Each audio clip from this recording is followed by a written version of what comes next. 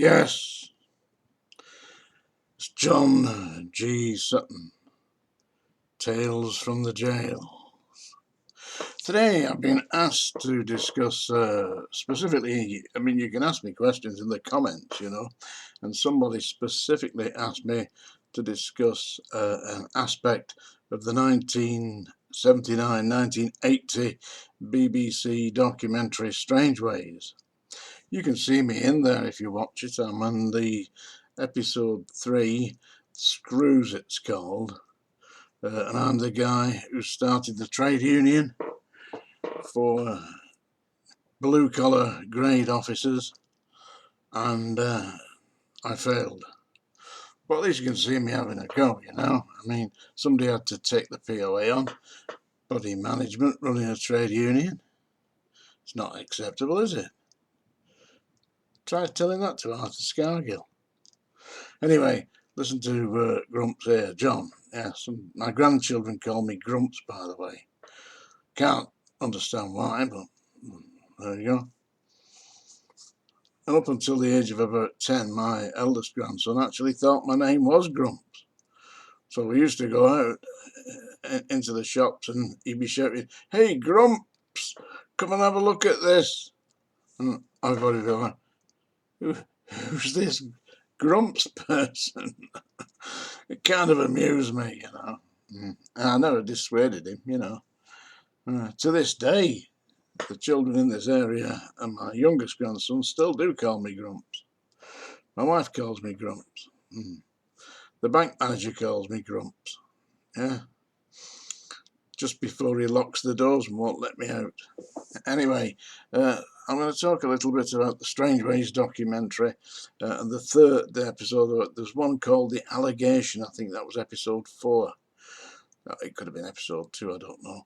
But anyway, the allegation in which a great big hefty prison officer accuses this rather insignificant little prisoner of taking too much bread, and he places him on report for taking the bread, and he ends up getting himself in the hospital at the hands of the very friendly hands of the hospital staff, who rip all his clothes off and throw him into a empty cell,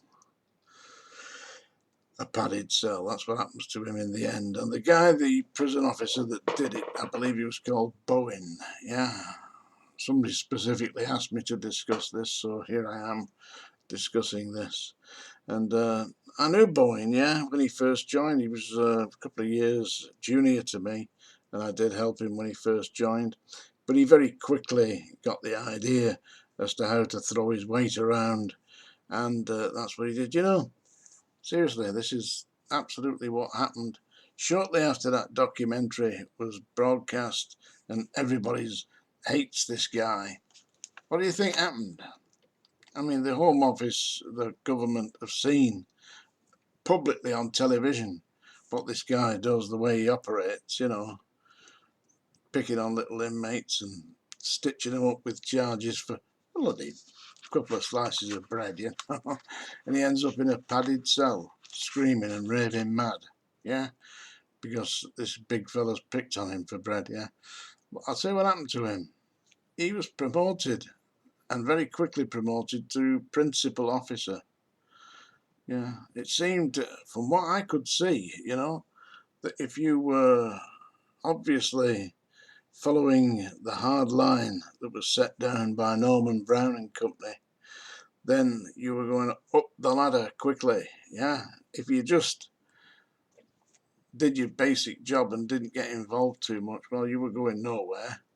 And if you actively spoke out against the regime, then not only were you not going anywhere, you were likely to get a taste of it yourself. So that's what happened to Bowen, the big hefty prison officer, and I believe he got posted to Leeds, to Armley Jail. That's the last I heard. You see, let me take you back a little bit to 1975 to 1980, around that area. When you joined the prison service, it was a national recruitment, and you could get posted anywhere. I mean, I joined at Manchester. Well, it was a national recruiting centre. There was Wakefield was another one, yeah, and Manchester, and various, about 3 major recruitment areas for the prison service, which was a national prison service. And you could get posted anywhere. I mean, don't forget, I was trained at Ley Hill, which is near Bristol, which is about 180 miles away from Manchester, and then I was posted to Wormwood Scrubs. I originated from Manchester. That's where I was based. That's where I lived with my wife. So I was posted to Wormwood Scrubs, and they provided, or they were ostensibly provided, accommodation so that you could move your family there. I mean, if there is only local recruiting, then you're going to get people who live in the local area who can work at the local jail. But we go back 40, 45 years or so, a bit longer than that, then it was national recruiting, and you could get posted anywhere, and they provided you with accommodation, assuming that there was any available. As I say, when I got to the club, previously mentioned this, there wasn't any available, but there was. They just weren't issuing them for some unknown reason, and that was done by the POA.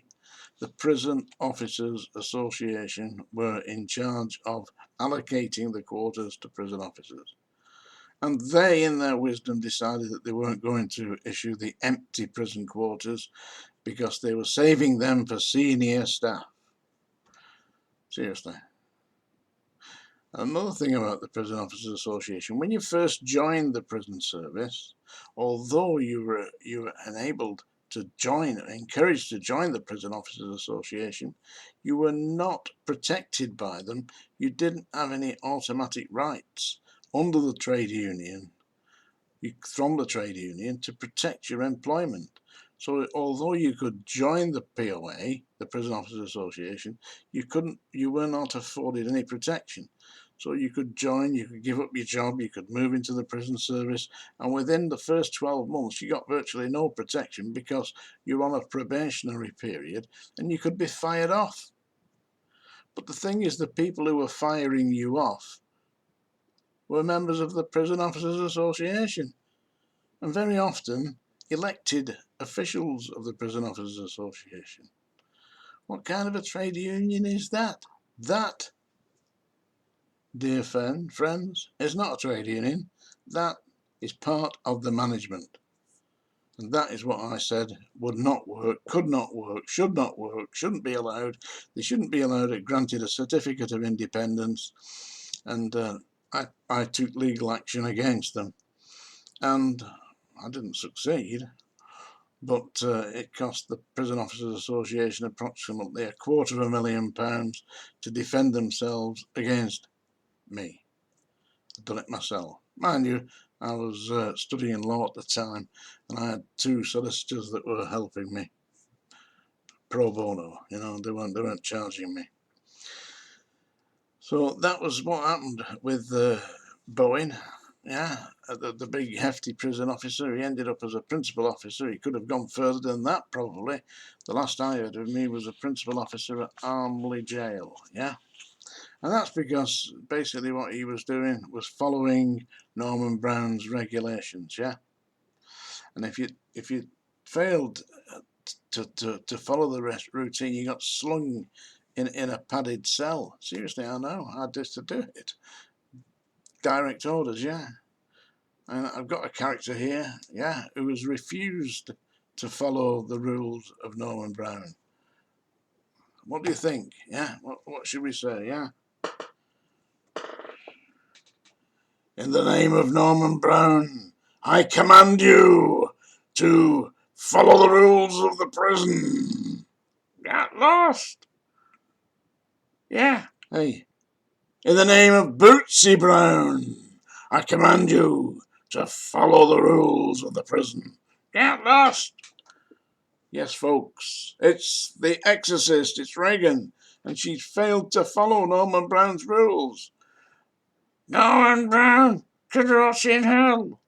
Norman Brown sucks dicks in hell. That's enough of that. Anyway,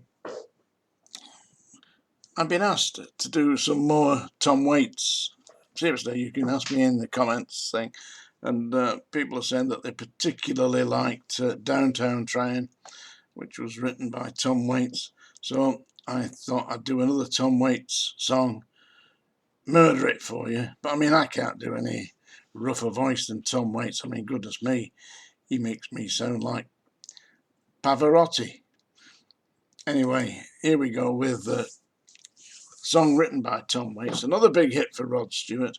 This is Tom Waits' very strange song called Tom Troubert's Blues.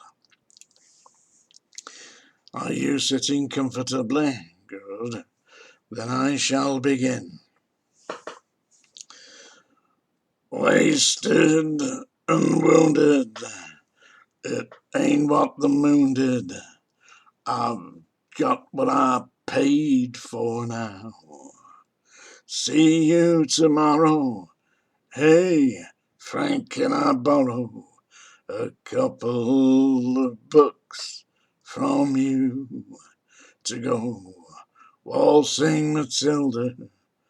Waltzing Matilda, you'll go waltzing Matilda with me.